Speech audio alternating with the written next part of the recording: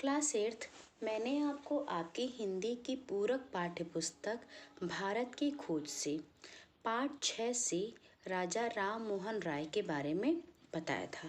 मैंने आपको बेटा उनके व्यक्तित्व के बारे में, पत्रकारिता के बारे में, उनके द्वारा किए गए उल्लेखनीय कार्य के बारे में मैंने आपको पढ़ाया था। साथ ही साथ बेटा मैंने आपको सन 1857 की महान क्रांति जातीयतावाद का आधा भाग मैंने आपको पढ़ाया था। आज बेटा मैं आपको इसी के आगे का भाग समझाने जा रही हूँ। आइए बेटा पेज नंबर 96 पर। मई सन 1857 में मेरठ की भारतीय सेना ने बगावत कर दी। मई के महीने में बेटा और 1857 में जो मेरठ की भारतीय सेना थी उसने क्या किया, बगावत कर दिया।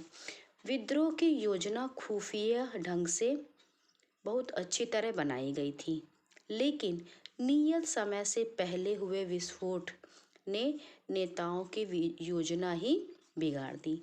1857 में बेटा मेरठ की भारतीय सेना ने बगावत किया और खुफिया तरीके से उन्होंने जो है योजना बनाई, लेकिन हुआ क्या कि नियत समय के पहले ही विस्फोट हुआ और जो नेताओं ने योजना बनाई थी वह बिगड़ गई।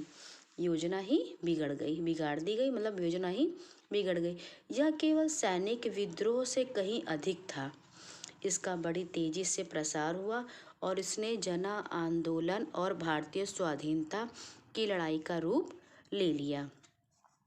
मतलब कि जो विस्फोट हुआ वो बेटा जो एक सैनिक विद्रोह होता है उससे कहीं अधिक था, और इस विस्फोट का प्रसार इतना तेजी से हुआ कि इससे क्या हुआ, इससे बेटा जन आंदोलन और भारतीय स्वाधीनता की लड़ाई का रूप इसने ले लिया। जन आंदोलन के रूप में यह दिल्ली, संयुक्त प्रांत, मध्य भारत के कुछ भागों और बिहार तक सीमित था। मूलतः यह सामंतीय विस्फोट था। ये कौन सा विस्फोट था बेटा जो हुआ था? ये था सामंतीय विस्फोट, जिसका नेतृत्व जो है वह सामंत सरदार और उनके अनुयायी कर रहे थे, जो कि बेटा मेरठ की भारतीय सेना ने खुफिया योजना बनाई। और हुआ क्या कि नियत समय से पहले एक विस्फोट हुआ और ये विस्फोट इतना बड़ा था कि इसका प्रसार भी बहुत तेजी से हुआ, जिसने स्वाधीनता की लड़ाई का रूप ले लिया। और ये जो विस्फोट था बेटा सामंतीय, जिसका नेतृत्व कर रहा था सामंत सरदार और उनके अनुयायी। व्यापक रूप से फैली विदेशी विरोधी भावना से इसे बल मिल रहा था। इनके लिए मुगल राजवंश के उस अवशेष की ओर देखना अनिवार्य हो गया था जो अब भी दिल्ली के राजमहल में बैठा था, लेकिन दुर्बल, बूढ़ा और अशक्त हो गया था। हिंदू और मुसलमान दोनों ने विद्रोह में पूरी तरह हिस्सा लिया। मतलब कि ये जो विस्फोट था वो था बेटा सामंतीय, और इसका नेतृत्व कर रहे थे सामंत सरदार और उनके अनुयायी। और ये इतना व्यापक रूप से फैला बेटा कि विदेशी विरोधी भावना से इसे भी बल मिल रहा था। साथ ही साथ इनके लिए जो मुगल के राजवंश के जो अवशेष की ओर अब देखना जो है एकदम अनिवार्य हो गया था। दिल्ली के राजमहल में बैठा था, वह दुर्बल था, बूढ़ा और क्या हो गया था, अशक्त हो गया था। हिंदू और मुसलमान दोनों ने बेटा ये जो विद्रोह हुआ जन आंदोलन और स्वाधीनता का विद्रोह हुआ, इस विद्रोह में बेटा हिंदू और मुसलमान दोनों ने ही जो है पूरी तरह से हिस्सा इस विद्रोह में लिया था। इस विद्रोह ने ब्रिटिश शासन पर पूरा दबाव डाला। ये जो विद्रोह हुआ बेटा जिसमें हिंदू मुसलमान दोनों ने हिस्सा लिया था, इस विद्रोह ने बेटा ब्रिटिश शासन पर पूरा दबाव डाला और आखिर में अंततः इसका दमन भारतीय सहायता से किया गया। सामंत सरदारों के साथ व्यापक क्षेत्रों में आम जनता की सहानुभूति थी, लेकिन वे अयोग्य, असंगठित थे और उनके सामने कोई रचनात्मक आदर्श और सार्वजनिक हित नहीं था। मतलब ये जो विद्रोह था बेटा, जिसने क्या किया था, स्वाधीनता की लड़ाई का रूप लिया था, इसने ब्रिटिश शासन पे पूरा पूरा दबाव डाला और अंततः क्या हुआ कि इसका दमन भारतीय सहायता से किया गया। जो सामंत सरदार थे उनके साथ व्यापक क्षेत्रों में आम जनता की भी सहानुभूतियां थीं, लेकिन वो कैसे थे, वे अयोग्य भी थे, असंगठित भी थे और उनके सामने कोई रचनात्मक आदर्श और सार्वजनिक हित उनके सामने नहीं था। इस विद्रोह से कुछ श्रेष्ठ छापामार नेता भी उभर कर आए। ये जो विद्रोह हुआ, इस विद्रोह में बेटा ऐसे ऐसे नेता आए जो कि छापा मार में श्रेष्ठ थे। इनमें सबसे तेजस्वी थे बेटा तात्या टोपे, जिन्होंने कई महीनों तक अंग्रेजों को परेशान किया था। मतलब इस विद्रोह में सबसे श्रेष्ठ छापामार नेता उभर कर आया, जिसमें सबसे तेजस्वी थे वे थे बेटा तात्या टोपे, जिन्होंने कई महीनों तक अंग्रेजों को बहुत अधिक परेशान किया था। आखिर में जब उन्होंने नर्मदा नदी को पार करके मराठा क्षेत्र में इस आशा से प्रवेश किया कि उनके अपने लोग उनकी सहायता और स्वागत करेंगे, मतलब कि तात्या टोपे ने बेटा बहुत महीनों तक अंग्रेजों को परेशान किया और जब बेटा आखिर में वो नर्मदा नदी को पार करके मराठा क्षेत्र में प्रवेश किया, मतलब इस आशा से प्रवेश किया, उन्होंने आशा की कि उनके अपने ही लोग उनकी सहायता करेंगे, स्वागत करेंगे। लेकिन क्या हुआ, उनके साथ धोखा हुआ, तात्या टोपे के साथ धोखा हुआ। इन सब के अलावा एक और विशिष्ट नाम जिससे आज भी आम जनता श्रद्धापूर्वक बेटा याद करती, वह नाम था झांसी की रानी लक्ष्मीबाई का। मतलब पहला जो उभर के आए थे नेता वो थे तात्या टोपे, और दूसरा जो एक विशेष नाम है जिसका आज भी जनता श्रद्धा से उनका नाम लेती है, वह है झांसी की रानी लक्ष्मीबाई। जो 20 वर्ष की आयु में लड़ते लड़ते मारी गई। जिस अंग्रेज जनरल ने उसका मुकाबला किया उसी ने उसके बारे में कहा था। मतलब रानी लक्ष्मीबाई से बेटा जिस अंग्रेज जनरल ने मुकाबला किया था उसी जनरल ने लक्ष्मीबाई के बारे में कहा कि वह विद्रोही नेताओं में सर्वोत्तम और सबसे बहादुर थी। विद्रोह और उसके दमन के बारे में बहुत झूठा और भ्रष्ट इतिहास लिखा गया है। विद्रोह और दमन के बारे में बहुत झूठा और भ्रष्ट इतिहास लिखा गया है। उन्होंने कहा जनरल ने कि वो नेताओं में सबसे उत्तम और सबसे बहादुर थी। भारतीय उसके बारे में क्या सोचते हैं, यह बात शायद ही किताबों के पृष्ठों में छप कर पहुंच गई थी। सावरकर ने लगभग 30 वर्ष पहले the history of the war of independence शीर्षक पुस्तक लिखी थी, लेकिन उनकी पुस्तक तत्काल ही जब्त कर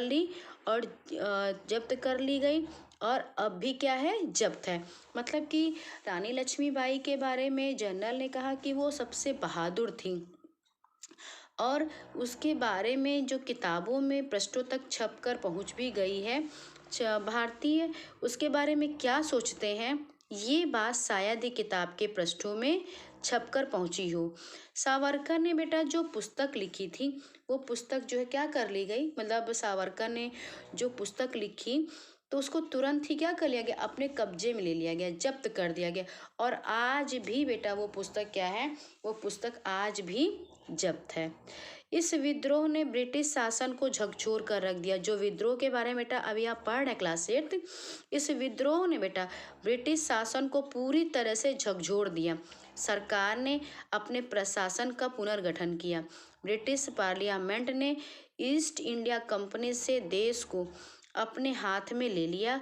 भारतीय सेना ने अपनी बगावत से विद्रोह की शुरुआत की और वह नए सिरे से फिर से संगठित हुई। मतलब ये विद्रोह हुआ था बेटा, इसने ब्रिटिश को पूरी तरह से झकझोर दिया और फिर ब्रिटिश पार्लियामेंट ने ईस्ट इंडिया कंपनी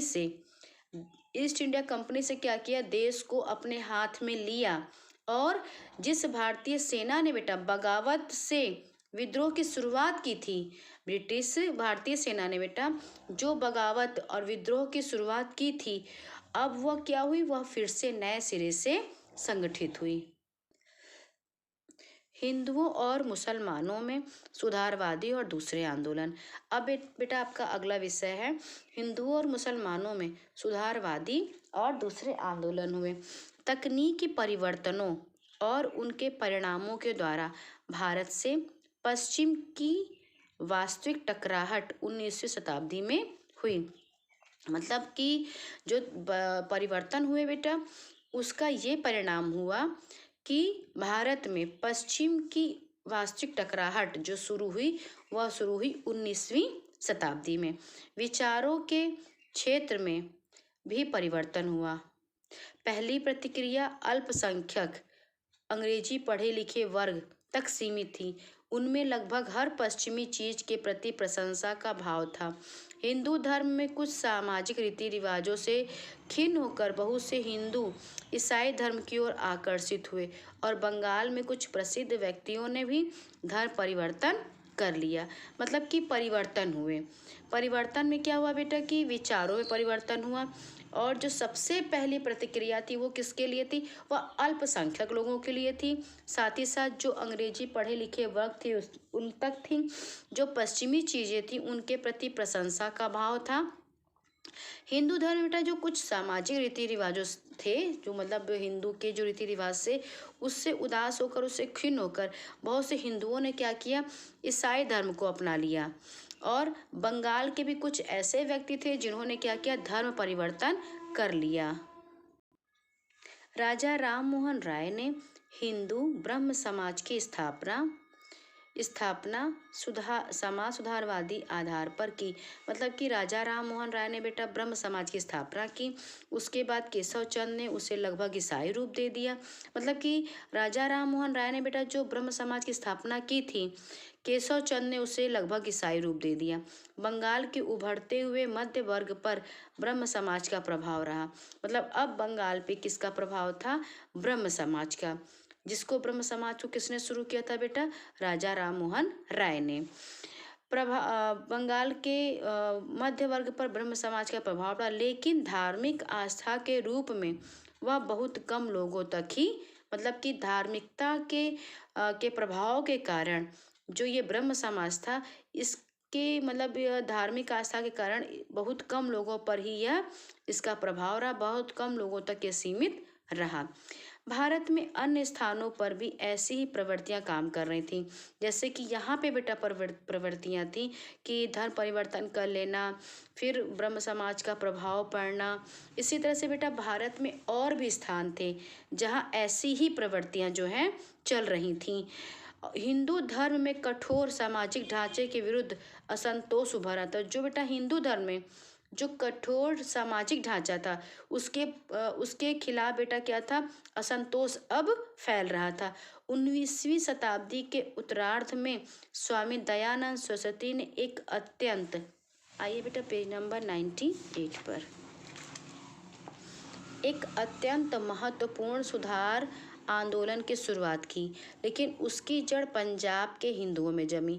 मतलब कि दयानंद सरस्वती ने भी बेटा महत्वपूर्ण सुधार कार्य किए, जिसकी शुरुआत उन्होंने की, लेकिन उसकी जड़ें कहाँ थी, उसकी जड़ें जो है पंजाब के हिंदुओं में जम गई। यह आर्य समाज का आंदोलन था। मतलब ब्रह्म समाज किसने शुरू किया बेटा, राजा राम मोहन राय ने, और आर्य समाज दयानंद सरस्वती जी ने। उनका नारा था, दयानंद सरस्वती जी का नारा था कि वेदों की ओर लौटो। इस नारे का वास्तविक अर्थ ये था कि वेदों के समय से आर्य धर्म में होने वाले विकास का निषेध। मतलब कि ब्रह्म समाज की स्थापना राजा राम मोहन राय ने की बेटा, और आर्य समाज की स्थापना दयानंद सरस्वती जी ने की। उनका एक नारा था कि वेदों की ओर लौटो। इस नारे का जो बेटा अर्थ था वो ये था कि वेदों के समय से आर्य धर्म में होने वाले विकास का निषेध। यह बात महत्वपूर्ण है कि इसका प्रसार मुख्य रूप से पंजाब और संयुक्त प्रदेश के हिंदू मध्यम वर्ग में हुआ। ये जो बेटा सुधार आंदोलन था दयानंद सरस्वती जी का, आर्य समाज का, इसकी जो जड़ें थी बेटा वो पंजाब में ही हिंदुओं में जमी और फिर उसके बाद पंजाब और संयुक्त प्रदेश के हिंदू मध्य वर्ग में हुआ। एक समय ऐसा भी आया कि जब सरकार इसे राजनीतिक दृष्टि से क्रांतिकारी आंदोलन समझती थी। मतलब ये जो बेटा आर्य समाज का जो आंदोलन था जो दयानंद सरस्वती के द्वारा शुरू किया गया था, तो इसका मुख्य जो प्रसार मुख्य रूप से पंजाब संयुक्त प्रदेश के हिंदुओं में हुआ। और लेकिन बेटा एक समय ऐसा भी आ गया कि इसको सुधार के बजाय कहा गया कि ये राजनीतिक दृष्टि से उसको देखा गया। मतलब कि ये तो सुधार कार्य था, सुधारात्मक आंदोलन था, लेकिन एक समय ऐसा आया कि जब इसे किसकी दृष्टि से देखा गया, राजनीतिक दृष्टि से देखा गया और राजनीतिक दृष्टि से इसे क्रांतिकारी आंदोलन समझा गया। लड़के लड़कियों के समान रूप से शिक्षा में प्रसार में, स्त्रियों की स्थिति का सुधार करने में, दलित जातियों के स्तर को ऊंचा उठाने में इसने बहुत अच्छा काम किया था। जो आर्य समाज था बेटा, इसने जो है बालक बालिका को समान रूप से शिक्षा देना, स्त्रियों की स्थिति का सुधार करना, दलित जातियां जो थी उनके स्तर को ऊंचा उठाना, इसमें इसने बहुत अच्छा काम किया। लगभग स्वामी दयानंद के ही समय में बंगाल में एक दूसरे ढंग का व्यक्तित्व भी सामने आया। अब देखिए बेटा, पहले तो तात्या टोपे 1857 में आपने उनको पढ़ा, फिर आई लक्ष्मीबाई के बारे में, उसके बाद फिर आपने राजा राम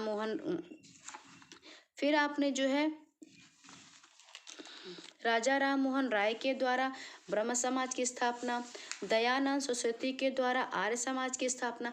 तो इस तरह से करते करते बेटा हमारे भारत में एक के बाद एक सुधार कार्य हो रहे थे, परिवर्तन हो रहा था। और तब तक मतलब दयानंद सरस्वती के ही समय में बेटा बंगाल में एक दूसरे ढंग का भी व्यक्तित्व सामने आया और पढ़े लिखे वर्ग के बहुत लोगों पर उसका प्रभाव भी पड़ा। वो थे बेटा श्री राम कृष्ण परमहंस। मतलब कि हमारे भारत में बेटा समय समय पर ऐसे व्यक्तित्व उभरते रहे जिसने हमारे भारत को दिशा निर्देश किया, ठीक है, नई दिशा दी, नया हम लोगों में परिवर्तन किया। और समय समय पर बेटा हमारे यहाँ भारत के जो भी ये व्यक्तित्व उभर के आए, जो भी नेता थे, इन्होंने बेटा समय समय पे हमारे भारत में सुधार कार्य किया। कहीं बेटा उन्होंने शिक्षा का प्रसार किया, अभी आपने पहले भी पढ़ा, पत्रकारिता के माध्यम से, समाचार पत्र के माध्यम से। तो जबकि बेटा हमारे यहाँ तो भारत में ब्रिटिश शासन था और वो हमारे अंग्रेजी शिक्षा का प्रसार नहीं चाहता था, फिर भी बेटा हमारे यहाँ ऐसे ऐसे व्यक्तित्व उभर के आए कि जिसने शिक्षा का प्रसार भी किया, सुधार भी किया। अब वो चाहे बेटा सुधार हुआ हिंदू मुस्लिम में हो, धर्म के लिए हो, चाहे वो शिक्षा के क्षेत्र में हो और स्त्रियों की स्थिति को सुधारने में हो, जाति व्यवस्था करने में हो, तो समय समय पे बेटा ऐसे व्यक्तित्व उभर के आए जिन्होंने हमारे भारत में सुधारात्मक कार्य किए। उसी में से बेटा स्वामी दयानंद सरस्वती के ही समय में एक बंगाल में दूसरे ढंग का व्यक्तित्व सामने उभर कर आया, जिसने बेटा नए पढ़े लिखे वर्ग के बहुत लोगों पर इसका प्रभाव भी पड़ा। वह थे श्री राम कृष्ण परमहंस। वे बेटा सीधे साधे थे, विद्वान नहीं पर धर्म प्राण व्यक्ति थे, लेकिन समाज सुधार में उनकी कोई विशेष रुचि नहीं थी। मतलब रामकृष्ण परमहंस बेटा आए जो सीधे साधे व्यक्तित्व के थे, विद्वान नहीं लेकिन धर्म प्राण व्यक्ति थे। उन्होंने बेटा समाज के सुधार में कोई विशेष रुचि तो नहीं थी, वे सीधे चैतन्य और भारत के अन्य संतों की परंपरा में आते हैं। मतलब कि जो रामकृष्ण परमहंस है बेटा वो भारत के संतों की परंपरा में आते हैं। वे मुख्यतः धार्मिक थे पर साथ ही वह बहुत उदार व्यक्ति थे। मतलब कि वह धार्मिक थे और साथ ही वह उदार व्यक्ति भी थे। आत्म साक्षात्कार की खोज में वे मुसलमान और ईसाई तत्वज्ञानियों तक से मिले थे। मतलब कि आत्मा का साक्षात्कार इसकी खोज में बेटा वे मुसलमान और ईसाइयों के तत्वज्ञानियों तक से मिले थे। उनमें से कुछ लोग कुछ समय श्री रामकृष्ण परमहंस के साथ भी रहे। उन्हीं में से बेटा कुछ लोग ऐसे थे जो उनके साथ भी रहे। वे कलकत्ता के निकट दक्षिणेश्वर में बस गए। श्री राम कृष्ण परमहंस बेटा कलकत्ता के पास में ही दक्षिणेश्वर में बस गए और उनके असाधारण व्यक्तित्व और चरित्र की ओर धीरे धीरे लोगों का ध्यान क्या हुआ, श्री राम कृष्ण की ओर आकर्षित होने लगा। धार्मिक विश्वास की बुनियादी बातों पर बल देते हुए उन्होंने हिंदू धर्म और दर्शन के विविध पक्षों को आपस में भी जोड़ा। क्लास 8 आज बेटा आप यहाँ तक पढ़ेंगे। जितना मैंने आज आपको बताया है बेटा आप ध्यान से उससे अवश्य पढ़ लीजिएगा, क्योंकि बेटा आपके जो क्वेश्चंस आते हैं वो जो है आपके इन्हीं चैप्टर्स में से, इन्हीं पृष्ठ में से बीच बीच में से पूछे जाते हैं। तो जितना मैं आपको हर एक टॉपिक, हर एक विषय समझाती हूँ। अगर बेटा आप क्लास 8 अगर मेरे समझाने के बाद आप उसे नहीं देखेंगे, नहीं पढ़ेंगे तो आपको समझ में नहीं आएगा। आज मैंने आपको तात्या टोपे, रानी लक्ष्मीबाई, रामकृष्ण परमहंस, दयानंद सरस्वती जी के बारे में मैंने आपको बताया। तो जितना बताया क्लास 8 आज आप उतना अवश्य पढ़ेंगे।